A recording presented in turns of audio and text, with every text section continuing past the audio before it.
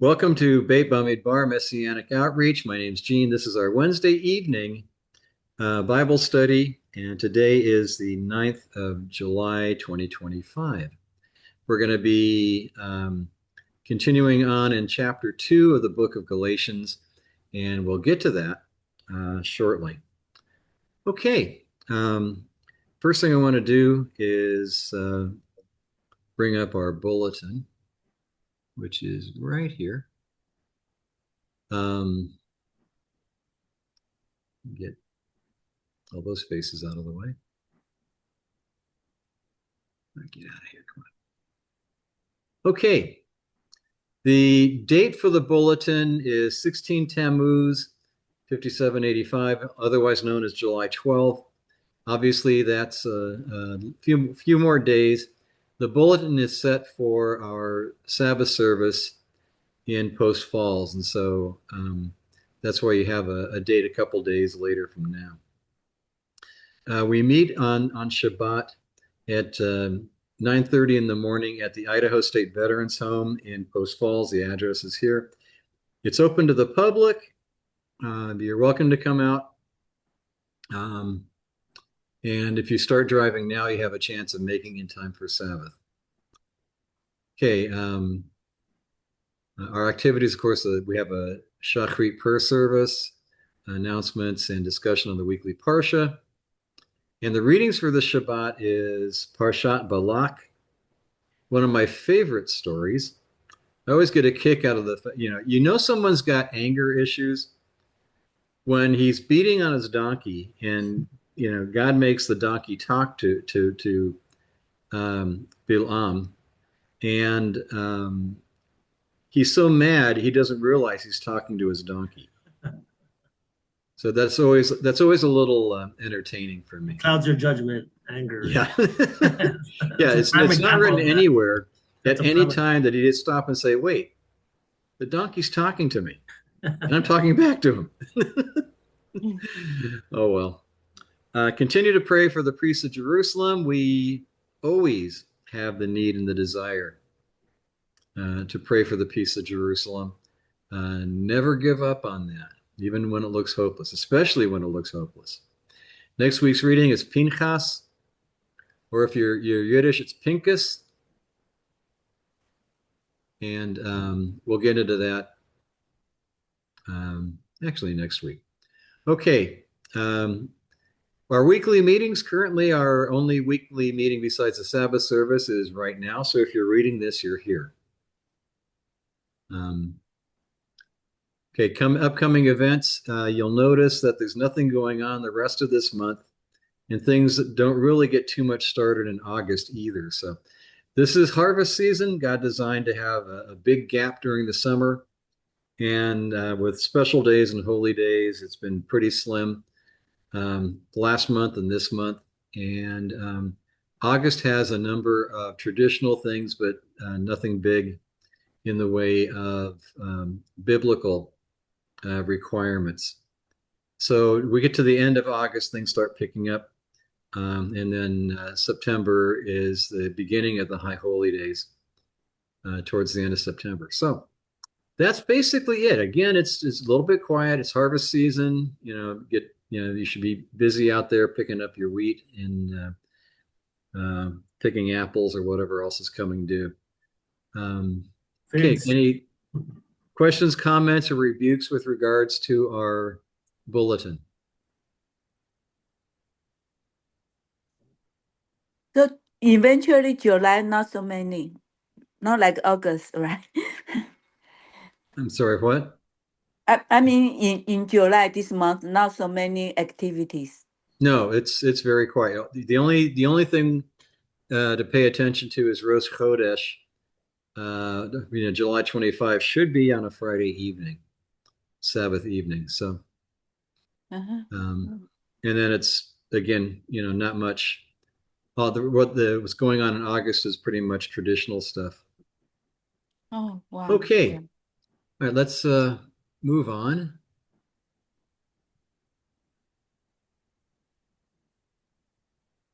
And we'll bring up our study for the day. Okay, This is Galatians chapter 2. We're almost done with Galatians chapter 2, but not quite yet. This is going to be relatively short. It's only about 4 pages of notes to go through. But it's basically we have only 3 verses we're going to cover. There's a lot of side steps in the commentaries and stuff to walk through. So it's going to take a little bit time to get through these couple of verses, and then we'll finish up next week, I think. Okay, so we're going to start off with taking a running start from verse 14 coming into this. This is when Paul, Shaul in Hebrew, I'll interchange Hebrew and English or Greekified, anglicized Greek, Paul or Shaul. This is closing off the section where he's confronting Peter for separating from the Gentiles when the Pharisaic-minded believers came to Antioch to hang out with them. So Peter kind of withdraws from the Gentiles, and Paul takes him to task on this, and this is sort of the remainder of the discussion on that. So he confronts Peter, saying, "If you, being a Jew, live in the manner of Gentiles and not as the Jews, why do you compel Gentiles to live as Jews?" This is an interesting argument that he makes, because when Peter was there in Antioch, he was hanging out with the Gentile believers as well, eating with them, which, if you know your Pharisaism and even in modern day Orthodoxism, you would not sit at a table with a Gentile, and especially not in their house. Why? Because it's an assumption that Gentiles are fully versed in all the pagan things, but know nothing of God's Torah. Even though it's, what Paul is teaching is, Torah as Messiah taught it. He's claiming that, even though he claims to be a Pharisee, he is not teaching Pharisaism, but he's teaching the way of how to live according to God's commandments in a manner that Gentiles can pick up on and to grow into. Okay, so he's not teaching Pharisaism. He's not teaching Orthodox. He's teaching Torah. And so let's move on. Verse 15 says, "We are Jews by birth, not so-called Goisha sinners." This is a complete Jewish Bible, so it's got a little Yiddish thrown in here. It says, in the Greek, it says, "We by nature Jews, and not of the nations, comma, sinners." Okay, meaning that we grew up in knowing the Torah. We grew up in living by God's ways, and because of that, it's in our culture to be walking in God's ways and not be sinners. So that's basically what he's trying to say. We by nature Jews and not of the nations, that is, sinners. We by the fact we grew up in Torah and not pagans who do not know God. That's my translation of it. The next verse finishes this idea, and we'll get into it pretty quick. In other words, we know better that Pharisaism cannot save us. Okay, so the next verse finishes this idea. Pharisaism is not the answer, and that's the big argument in the Galatian congregation. Is people are coming around saying, "Oh, it's nice that you embrace this Yeshua guy, but you're not quite right until you convert to being a Pharisee, or in modern terms, to convert to being Orthodox." Okay? And that's the nature of the argument. This is why this book is so important to understand and be comfortable with the terminology that's in it, even to today, because modern Orthodox and Pharisees of Yeshua's day and Paul's day are very much one's the historical predecessor to the other, and there's a lot of similarities in what they teach. And the big difficulty that happens to the Galatians and even to Messianic believers today is you get suckered into the idea of thinking you're not quite right because you didn't convert. You're not really welcome unless you become one of us and you do our conversion process. And that's true for the Pharisees of then, that's true of the Orthodox now. And if you're susceptible to that emotional argument, you're going to get sucked into something that's going to be damaging to you, because part of the conversion process is to convince you that you must abandon Yeshua. And in fact, at the end of the conversion process, when you do the three mikvaot, the question before the second one is, do you renounce God in any form you knew before? Okay, now if some messianics do the mental math and think, well, I know what I'm talking about, and Yeshua is God, therefore I'm not renouncing God in a strange form. But that's not the question the Orthodox asked. Okay, they didn't use this. They didn't use the terminology, but they tell you, in any other form, basically any other form than what they teach, which includes Yeshua. So in their question, they're asking you, do you renounce Yeshua? And if you answer yes because you think you're outsmarting them, you've basically turned away from your Messiah. And that's very, very dangerous and very critical. So don't go that way. Okay. Take a look at a couple of quotations here out of Luke and another Luke. We'll take a look at it. Then, taking the 12, Yeshua said to them, we are now going up to Jerusalem, where everything written through the prophets about the Son of Man will come true. For he will be handed over to the Goyim to be ridiculed, insulted, and spat upon. Then, after they have beaten him, they will kill him. But on the third day, he will rise. So Yeshua is warning people, be aware. This is a real thing. It's going to happen. Also, Luke 24:7, the Son of Man must be delivered into the hands of sinful men and be executed on a stake as a criminal, but on the third day be raised again. Okay. And in the text, there's a question mark because this is a part of the full statement. Okay.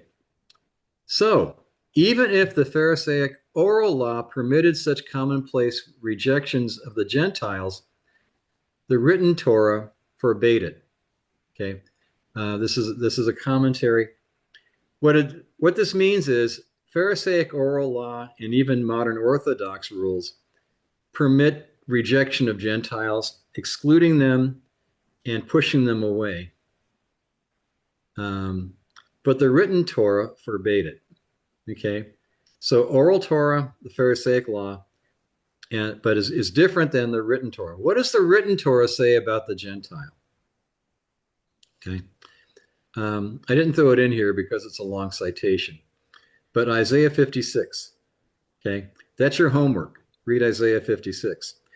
What does God say about the Gentile who comes near to him?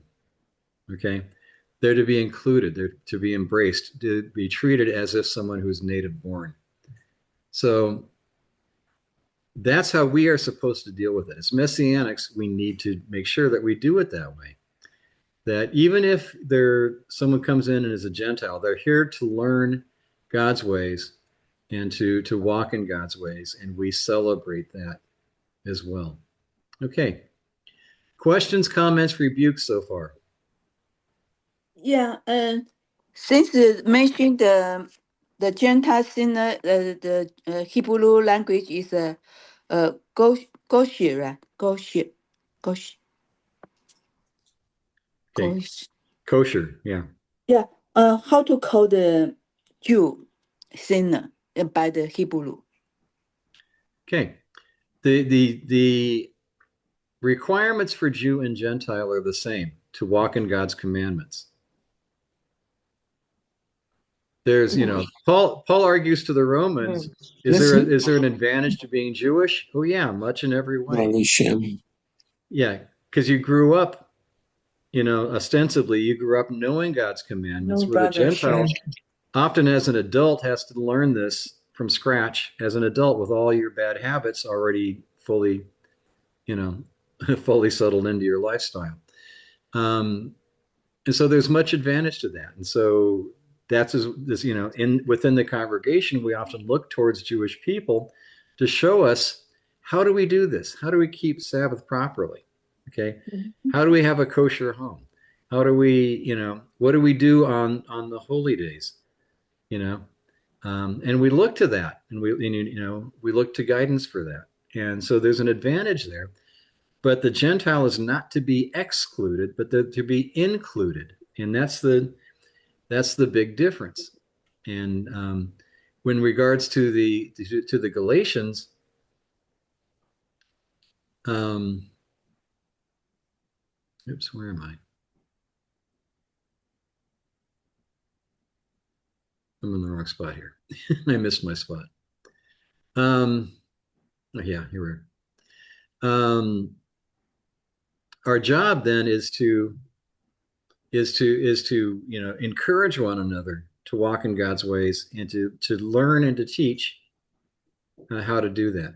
Okay, verse 16. Even so, we have come to realize that a person is not declared righteous by God on the ground of his legalistic observance of Torah commands, but through the Messiah Yeshua's trusting faithfulness. Therefore, we too have put our trust in Messiah Yeshua and become faithful to him in order that we might be declared righteous on the ground of the Messiah's trusting faithfulness and not on the ground of our legalistic observation of Torah commands. For on the ground of legalistic observation of Torah commands, no one will be declared righteous. Now, this is a mouthful, and uh, I usually like Dr. Stern's translation out of the complete Jewish Bible or the Jewish New Testament. Um, he did his translation during the time where there was a big trend going on in the churches called now faith. Okay, everything was faith this, faith that, faith the other thing. And I think he tried very hard to avoid using the word faith in his translation because that was so current going on in society at that time. And the idea is, basically the message that they give is that you can have whatever you want as long as you have faith. And so you try to get things by having faith, and that's not the point. And so Dr. Stern uses trust rather than faith, and he uses legalistic observation of commandments compared to Pharisaism or modern Orthodox commands, as opposed to Torah itself. Okay, so when you read this, understand the context that he's trying to get to. That he uses um, he uses the word trust rather than faith, and he uses observance of Torah commands rather than legalistic observance of Torah commands rather than works righteousness. And so the commentators all go nuts on this verse, trying to explain this. And so I thought I'd put my 2 shekels in on this right up in front. Um, so feel free to speak up if you have a question or comment on this, because um, this gets to be kind of sticky with the with faith towards righteousness or faith towards salvation, and that whole thing. The terminology can get a little strained because people are trying to make a point without making a point that they don't want to make. If you get the point. Um, okay, so to be justified in the Greek is dikaio. Don't harm me for not pronouncing it. It's all Greek to me. To render righteous or such he ought to be. Okay.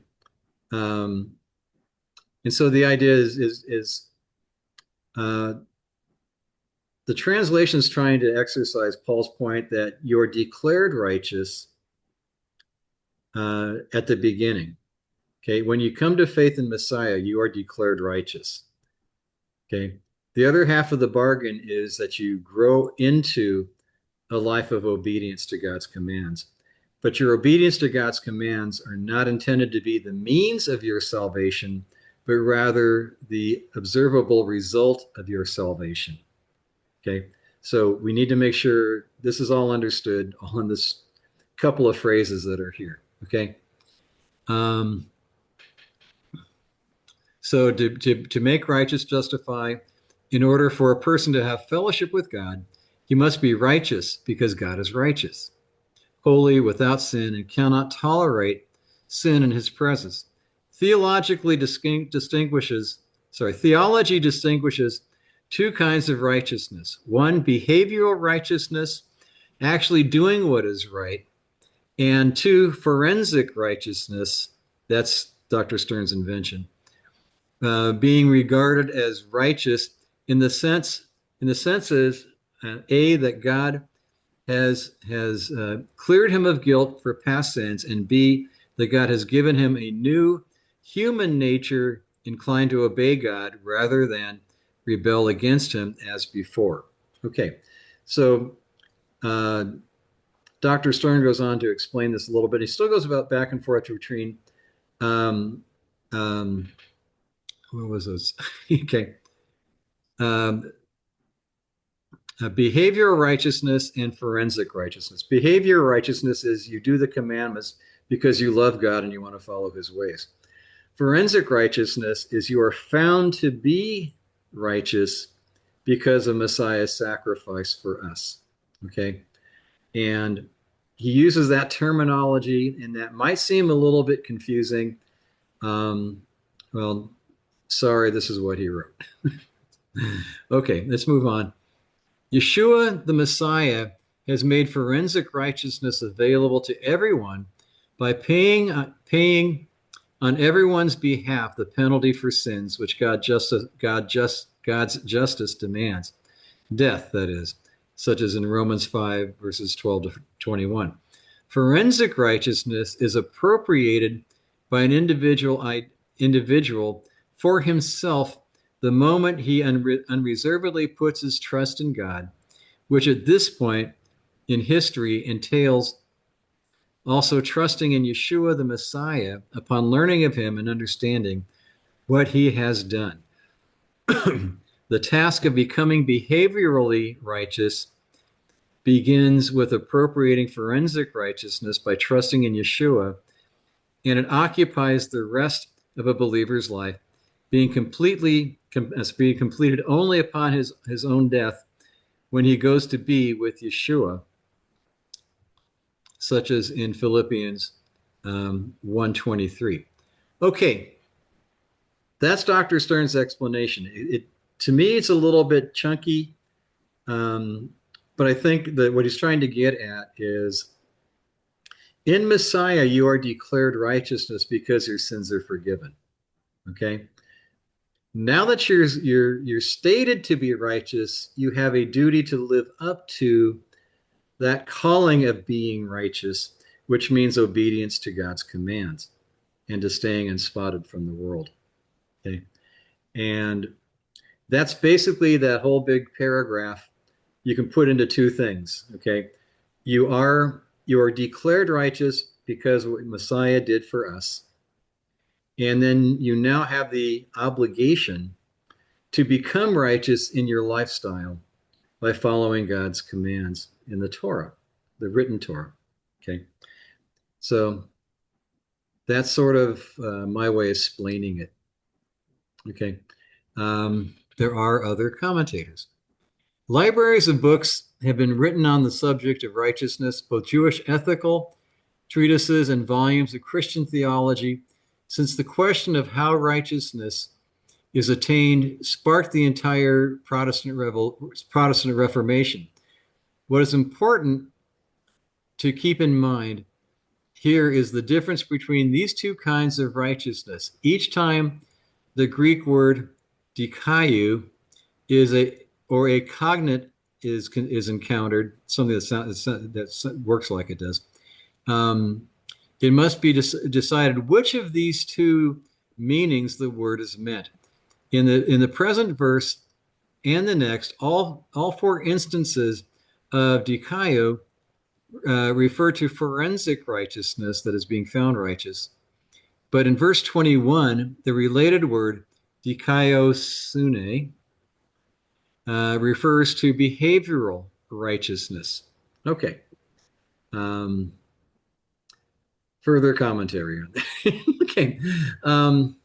Okay. Questions, comments, or rebukes on this so far? This is kind of a chunky mouthful to work on.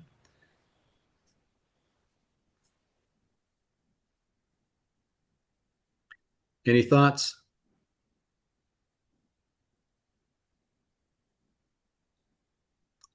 Okay.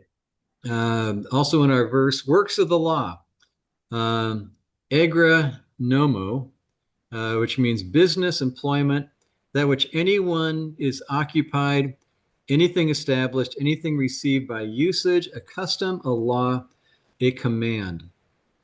Okay. So the things you do. Okay. So it's not works of the law. We're commanded to do the works of the law, but because the terminology gets fuzzied in the Galatian congregation, we have to remember to carefully keep distinct the laws of God as in the Torah and the laws of the Pharisees or the modern Orthodox, which are tradition treated as law by them, but it's tradition, not God's commands. Okay. Um, so in this other commentary, it is crucial to properly define law in this context. Is not all law is Torah. Okay. So, in what Paul does is tends he tends in Galatians to blur a little bit his usage of law, and I don't know if it's because it's in the Greek text that way, and the translators just decided to stop, to not worry about thinking so hard about the difference and just call everything law in this letter. Um, but it's difficult, and you have to look at the context to determine, is he talking about God's commandments or is he talking about Pharisaic rules? Um, so we need to make sure that we discern that difference every time we run into the word law. Okay. And so let's see. Yeah, that's right. Nomos, law. Okay, did I do this one? Yeah. I'm sorry. Nomos, law, generally speaks of the Torah. Septuagint translates Torah as nomos. Sometimes refers to man-made rules and sometimes refers to consequential principles, such as Romans 7, um, two citations there. The commandment, that is the law, was meant to bring life, but sin deceived the law, holy and just and good. It brings life, not death. It is breaking the law, that is sin, that brings death. Okay. And again, in all the terminology that goes on in this letter, it can be misconstrued as to what the function of the law is. The function of the law was, remember our history. We were rescued from Egypt, and then we received God's commandments. Okay, and there's a reason for that order. We were not given the commandments, and God said, only when you keep these commandments purely enough and correctly enough will I get you out of Egypt. He didn't say that. He brought us out of Egypt, and then he gave us his commands to how to live a holy life now that we are a redeemed people. So remember, and that's a big difference. Okay. Our redemption precedes receiving God's commandments. And now that we are redeemed, it's upon us to learn God's ways, to show our gratitude and our affinity to God. Okay. Without explanation or warning, Shaul uses law at least four different ways. Okay. Um, Torah or Bible, such as in Romans 7:12, traditions, such as in Colossians 2:20 to 21, sin and death, Romans 7:25, and urgings of the flesh, Romans 7:23. So when we when we're reading the word law that Paul wrote, we need to be careful that we clue into which version of law is he talking about. Okay. Um, and then further commentary. What has traditionally been interpreted as Paul's diatribe against works is in fact merely a warning. However strict it may be, that Torah observance alone without proper intention is insufficient to gain entrance into God's kingdom. Okay. This is a commentary that it makes the point that we our cause for obeying God is our love for God and our gratitude to God, um, and not an intent to justify or to force God to like us because we keep commandments. Okay, our love for God must come first because that's our proper motivation. Okay, when properly connected to the context of Galatians, works of the law, ma'aseh in Hebrew, ma'aseh HaTorah, can be understood as a false system of false system of justification, which was a Pharisaic system of decrees and traditions specifically built as a fence for the written commandments. Okay. You may have heard this phrase before, where I think it was it Akiba is quoted this is keep the commandments and build a fence around the law. And so the body of laws and commandments that are foisted upon Orthodox and Pharisees of Paul's day is that you make rules that if you follow all the extra rules, you're going to be sure that you're not going to break God's commands because all these extra rules are there to make it harder to accidentally or deliberately break God's commands. And that's where a lot of these extra things come in. And you get, there's a book out there called Shulchan Aruch, which is a rather large book. It has probably most of, I'm sure it's not all, but a good number of all the rules that have been invented by the Orthodox is how you must live in order to live completely in observance to God's commands, which means that when you first open your eyes, you're supposed to say a prayer called the Modeh Ani. You have to repeat that before you do anything else. When you get up out of bed, you want to put your shoes on. You have to put on your right sock first, then your left sock. You have to put on your right shoe first, but don't tie it. Put on your left shoe next. Then you go back and you tie the right foot and you tie the left shoe. So, these are rules you must follow if you're going to be totally holy by Orthodox standards. Okay. Okay, let's see. There's some other quotations here.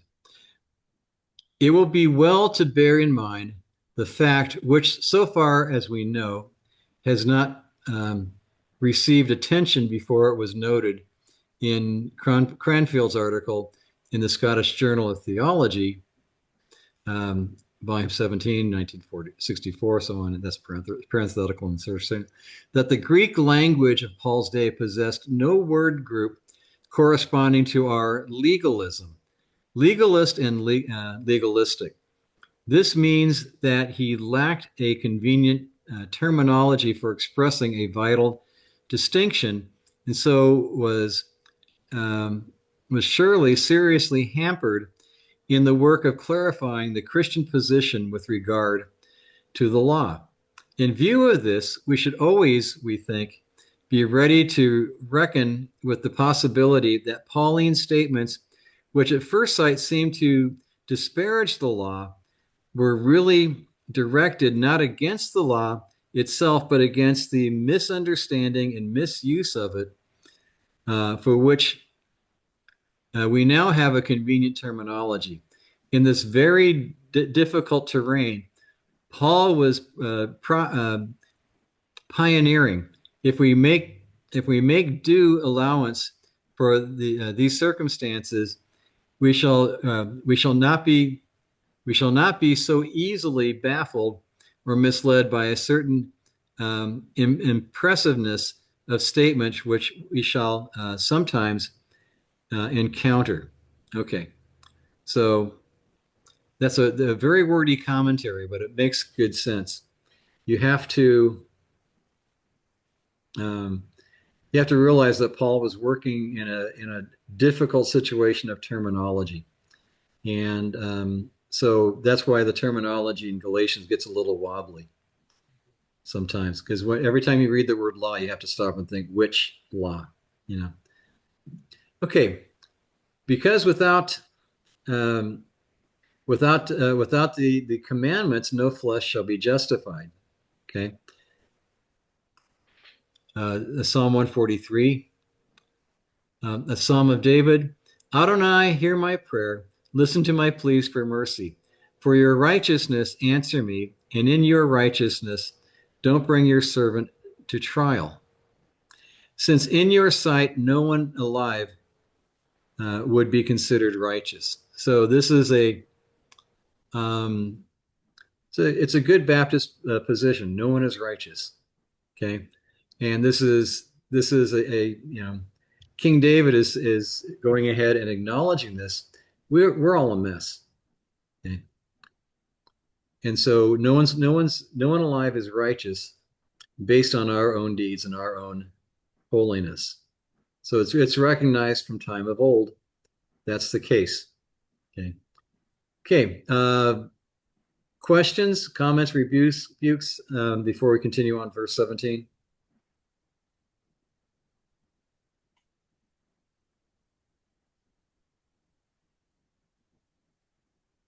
Okay, let's move on. Again, feel free to speak up anytime if you want to insert a question, comment, rebuke, whatever. Okay. Verse 17. But if in seeking to be declared righteous by God through our union with the Messiah, we ourselves are indeed found to be sinners, then is the Messiah an aider and a better of sin? Heaven forbid. Okay. So it's not Yeshua's point that he's going to um, encourage us to sin. Rather, his point was to encourage us to follow God's commands and not sin.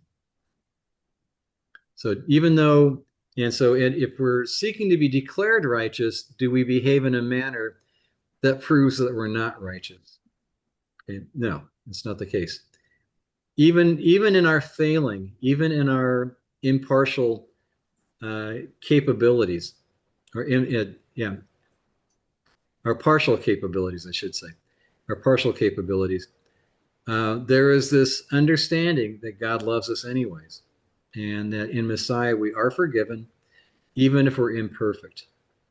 That doesn't give us cause to sin. It doesn't give us justification to sin. It doesn't give us permission to sin. But we do have an answer for our sin in Messiah Yeshua, that even though we're not perfect, we are still loved by God. Okay. So we are found sinners. If we, having known God's commands, forsake Torah and live like Torah does not exist, does Messiah bring us to this conclusion? Okay, that's my commentary. Is the office of Hamashiach one that causes all men to come up short according to the requirements of the Torah? No, not all. That's somebody's commentary. Okay. So do we forsake the Torah just because we can't live up to it? No. It is still continually forever our goal. Okay. Even Yeshua said that in Matthew 5. Okay. That the goal is the goal of our lifestyle, the goal of our living is to keep the Torah, to follow after God's commands. Okay. And so um, that's our goal. Right. Uh, Paul uses the word a minister, diakonos, one who executes the commands of another, also of a master, a servant, attendant, or a minister. Okay, someone who has a job to do. Okay. Um,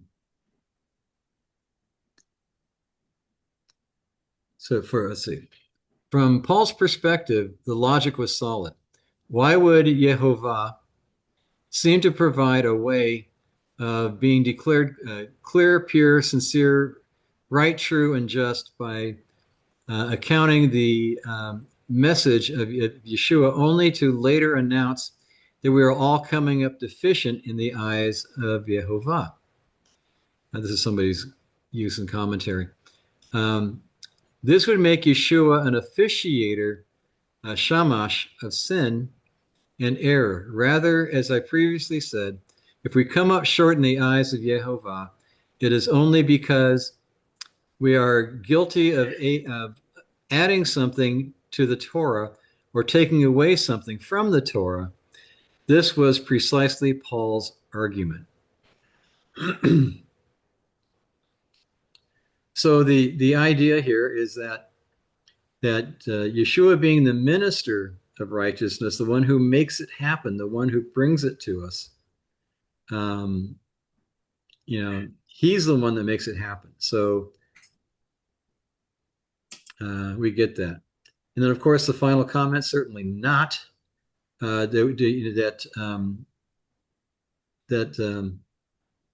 we're supposed to continue in sin. Certainly not. May ginomai, something like that. May it never be. Often translated as God forbid, for increased emphasis. Okay. This is relatively short as far as the amount of time to go through this, but it's kind of a chewy topic and kind of deserved its own study today. Any questions, comments, rebukes? Yeah, I have a question, Rabbi. Sir. So obviously, this is one of the most confusing books in the New Testament, right? Yeah. Because of the terminology and it's the words are they're interchangeable, I guess, right? Yeah. So my question is like, why is it that oral Torah, like even in Yeshua's time, it carried so much weight then and even now, to where, from my understanding, I think in the Orthodox Judaism, I think they don't even study the Torah, right? It's mostly all rabbinic commentary, if I'm not mistaken. There's not a main focus on studying Torah. Yeah. Yeah. The difference is, and you've actually, it's not simply an Orthodox or a Pharisee problem. There are plenty of Christian denominations that also apply their version of an oral Torah. Mm. It's not exclusive to being Jewish. It's part of the argument here, so that's why we talk about it so much. But it's realistically, there are so many denominations that have their own versions of, how to live your life. Right. And quite a lot of them don't include God's commandments. Mm-hmm. So it's kind of funny that even Christian denominations will put in rules and regulations that are not scriptural, but then they'll turn around and tell you not to worry about what God wrote down in the Old Testament. Right. So it's not new. It's going on even to today. And so the thing we have to constantly remind ourselves, I should say, is what does the Bible say? What does the commandment say? Yeshua's commentary on the commandments. You know, those are the things that we pay attention to. Mhm. And so, yeah, it's not unusual. You know, Christianity has had a very long time to develop their own rules, just like the Orthodox, the Pharisees did. So it's, you know, nothing new under the sun. You know, the only difference is with standard Christianity is you have the permission to disobey God Right. at the same time, you know, saying that we need to obey God, which is funny. Mhm. Okay. Any other questions, comments, rebukes? Yeah, I have something, Gene. Yes. This is coming from a Jewish perspective, and being with you know, the Jews, they just want to, you know, do Torah, Torah, Torah. And but not to say that I am a Torah scholar, but I know it does say, I think it's in Deuteronomy, not to add or extract anything from the Torah. Yeah. So why are they doing that?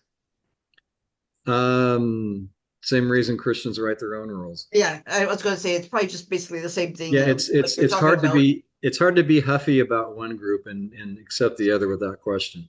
Yeah, It's really no difference. You know, people make up their own rules and insist it's God's rules. And there's nothing new under the sun. You know, the only proviso, and I've said this before, and you know, and I'll repeat it here, but with an explanation. You know, going back to Romans chapter 3, what advantage has the Jew? Much in every way. Basically, you grew up living the commandments. Okay? Right. Way ahead of everybody else that's learning it for the first time. Right. So there is an advantage to that, and we can learn from Judaism how to go about doing something. And in the same time, we can also review what they say and what they do, and determine, does it really work? Okay, is it really promoting God's ways by adding rules that don't exist in God's commandments? However, some of the lifestyle methods can be helpful. You know, I always like to make a point out of it when we're talking about this kind of stuff. Is you know, the rule is 15 minutes before sundown, you light a candle to welcome in the Sabbath. Okay. Now, there's nothing in the Torah of God who says we got to do this. However, I find it's a great psychological feature. It for us, it's a marker that the work week is over and Sabbath has begun. That little action, and so I like doing it because it's a, you know, it just brings that to a point. We have a mark of a time certain that when you light that candle, work week is over and Sabbath begins, and you can take a deep breath, or like Gail says, like sliding into home base. You're safe, you know. And so, you know, so in things like that, you can use that to your advantage. Okay. Now, if, you know, if somebody's insisting that you do something that just doesn't work for you, and it's not a commandment of God, then you're not really, you know, compelled that you must obey that. That's our freedom in Messiah. Okay. We have freedom in Messiah to not be orthodox or Pharisaic. Right. We can. Rabbi Gina, have reminded me of a comment a rabbi said when it comes to this particular topic, where he said, you know, when it comes to like living out Torah, right? Yeah. Obviously, like you said, some people might want to be more strict with themselves as far as how they carry that out, how they live their Torah lifestyle, right? So he said, made a comment where he says that he said, let your stringencies be your stringencies. Yeah. Right. So if you're gonna be stringent, okay, that's fine. So be stringent on yourself, right? If that's what you want to do, right? But don't impose those stringencies onto others, right? Right. And so, yeah, there's yeah, we have the advantage that we can make use of what's tradition Oh yeah, if it works for us, right, but we're not on the obligation to do something that's not working for you. right, Okay, and so we have that freedom in Messiah. right. So okay, any other questions, comments, rebukes? Robert Jean, yeah, going back to what you said, I heard about the permission about the Christian, the permission to disobey God and permission to obey God. Can you clarify that? Well, I mean, in what term? Because I have my own thought about that one, that part. Where does it say that when they permitted to disobey God and I mean that kind of thing? Yeah. It's well, you usually don't find that terminology exactly word for word. It's usually couched in terms like God has freed us from the law. Okay, I got. Okay. Uh, very few times you're going to hear somebody say, I know I'm sinning against God's commandments, but I believe I'm entitled. You usually don't have that comment there. Usually it's couched in words of, oh well, Jesus died on the cross to free us from the law, which is a complete erroneous statement, but people try to live by that. Mm, And so understand that we can never really justify defying God. We can never really justify uh, deliberately disobeying his commandments.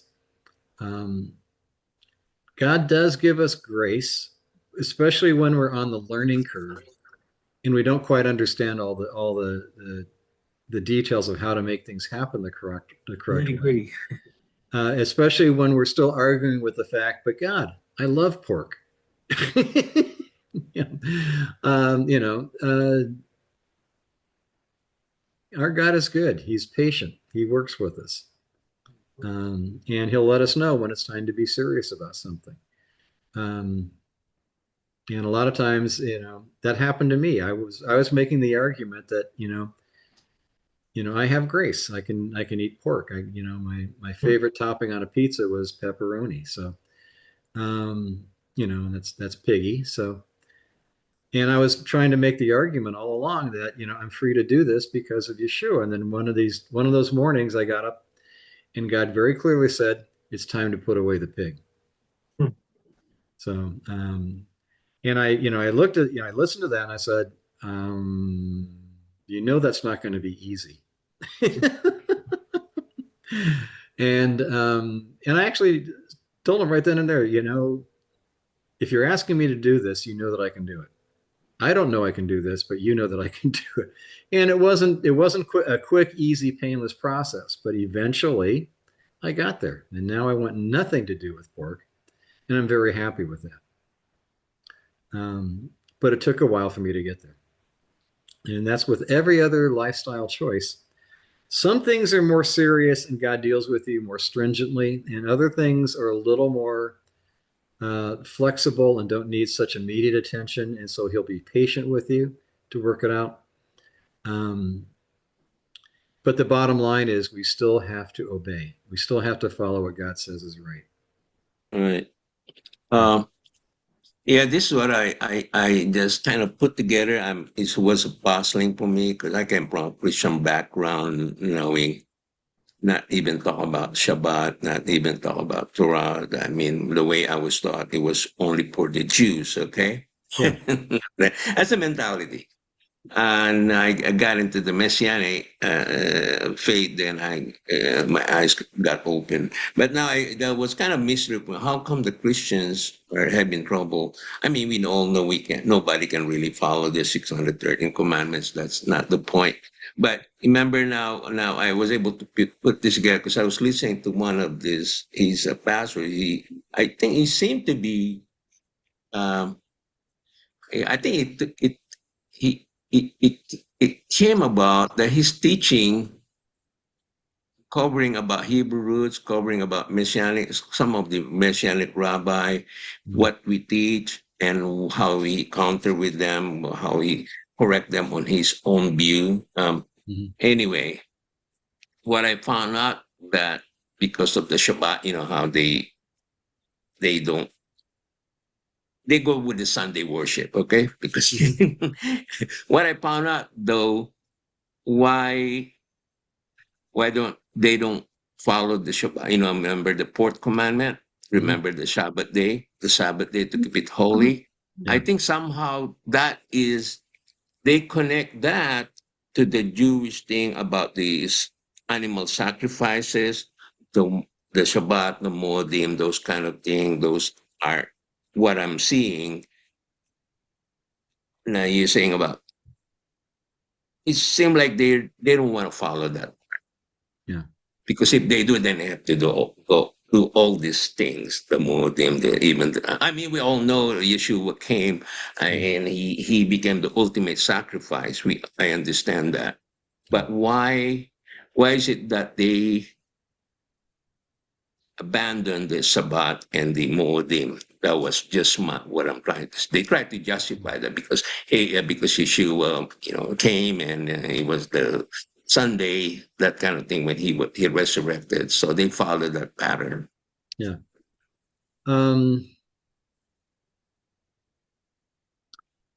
All I can say is that whoever said that is still on a learning curve. Yeah. Don't quite understand the details. Yeah. Because, there was a time I did it.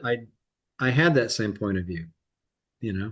Sunday was perfectly fine, for worship. And realistically, you can make the argument that any day of the week is correct because it's all good, but there's only one Shabbat. Right. Okay, so you can gather on the first day of the week. That's your choice. But Shabbat is God's holy day, and he describes it as a holy convocation, Mikrei HaKadosh, because it's a holy convocation is an oxymoron. Holy means separate. Congregation is gathering together. So a separate gathering together. Okay, makes sense of that. Right. But if we do that because on Shabbat we gather. We separate from the rest of the world. We separate from our regular employment, and we gather together. So that's exactly what the Holy Convocation is. And also the Lord said, I guess I can't really quote that, but about the Moedim, the Shabbat, that it said at the end, the Lord said it's a permanent regulation. What does it mean? What does it mean? Is it permanent? I guess permanent until Messiah came. I mean, permanent until Yeshua come, or permanent? No. It's God said it's permanent, so it's permanent. Right. And there's nothing Yeshua said contrary. Right. Yeshua did not teach contrary to those commands. Yeah. So I guess it's explained in his actions that he kept those very commandments. Yeah. And he never said, "Oh, this is only temporary till a couple months from now when death and resurrection, then everything's going to be all new." But rather he did it. It was his norm to be in the synagogue on the Sabbath day. Yeah. And so even he was even in the temple on holy days. So it's it's there. It's plain and obvious. Yeah. And it's one of those things that you kind of like overlook. Yeah. Rabbi Gene, I wanted to add to that. It just occurred to me. So I think, what's your take on this when it comes to Shabbat? Could it also be the fact that obviously the whole Jewish context has been taken away from Shabbat? I mean, obviously, like you're saying, Judaism, Shabbat is a holy day, and that's when people get together to study Torah, right? So, I mean, if you look at it from that perspective, when I look at it from that perspective, it makes more sense how like the Jewish people, they observe Shabbat because it's a commandment, but it's also like a holy day, and it's I guess just the context, I mean, they get together on Shabbat to study, and if you look at it from like a Christian lens, like you said, any day could be considered, a day where you could congregate, right? But when it comes to Shabbat, I think I don't know. I kind of just see that it's different, I guess it's a different perspective, maybe.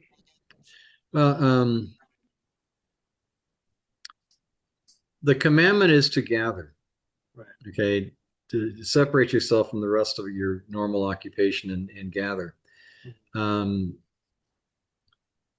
But it's also kind of funny because we're talking about all the traditions that are there. One of the unofficial traditions is the realization that a lot of the Orthodox congregations, you don't live near an Orthodox congregation. You might live miles away. And so it's considered improper in the Orthodox rendering to drive a car because you're igniting a fire inside your motor, 4,800 times a minute while you're driving. And so what happens is, and this is converts as well as native-born Jews, it's not uncommon for people to get in their car to drive within a block or two of the shul and then walk the rest of the way as if they walk from their home. And at the end of the day, you get back in your car, you walk back to your car, and you drive the rest of the way home. And it's one of those accepted workarounds. The understanding that we just live too far apart from our congregations, which, if you want to be a purist, that's not what the text says. You shall do no work. Right. Okay. And you have a movement limit of 2,000 cubits. So that means you're going to have a lot of small house congregations, and if you live in a lesser populated area, you may end up meeting with just one other family on a regular basis for Shabbat and for days when you're not supposed to be working. Anyways, so it's not, the commandment's there, but not everybody follows it exactly. So, okay. Any other questions, comments, rebukes?